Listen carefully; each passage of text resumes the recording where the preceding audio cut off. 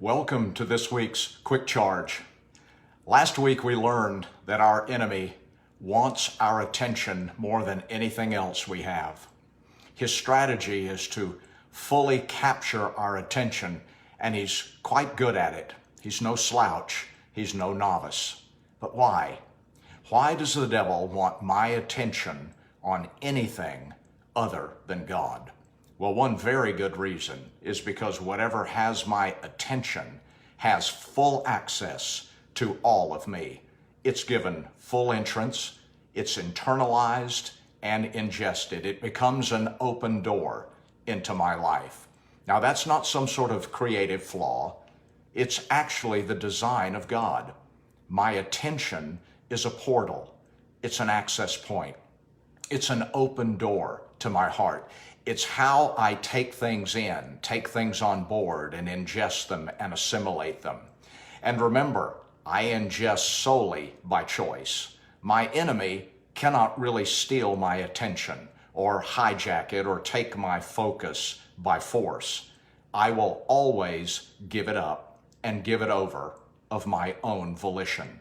I alone choose to turn my attention away from one thing and on to another. So if I attend to God's word and his truth and his words that foster life and faith, then that's going to get internalized. Whatever I choose to attend to will become part of me. And also, what I ingest, I digest. When I digest anything, I use energy. I burn calories. I can focus on something, give my attention to something to the extent that I will literally live and breathe it. I can give my attention to some problem or obstacle or difficulty or impossibility, maybe even a diagnosis, which will then lead me to take on the full weight of that burden. And in addition, it results in a heaviness or a weight which uses up all of my strength and my spiritual energy. I can focus on some injustice or unfairness or mistreatment, which will then get internalized, thus feeding offense and bitterness and resentment. God warned Cain early on about his anger over a perceived wrong. He told him, it's at your door. Literally, you've made an opening. You've made an entrance. He said it's lying outside, it's lurking near, it's crouching at your door. So why would God use that kind of linguistic imagery?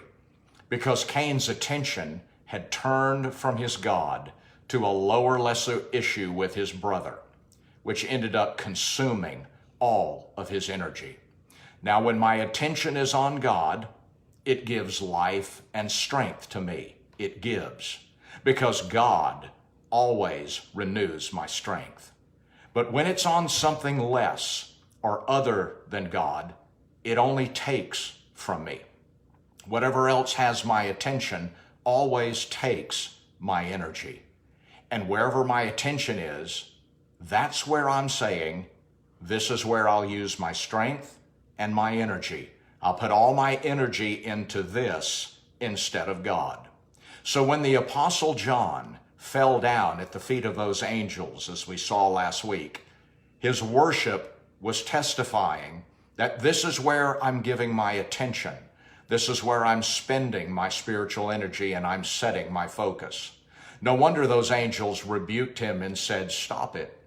His attention was meant to be on God alone. His focus was meant to be on the one who is the center of life and living.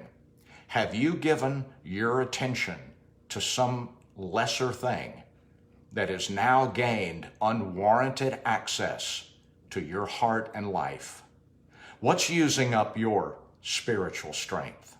Perhaps it's time to turn your attention back where it belongs, fully on our great and awesome God. Join me next week for more of So What Are You Looking At? God bless.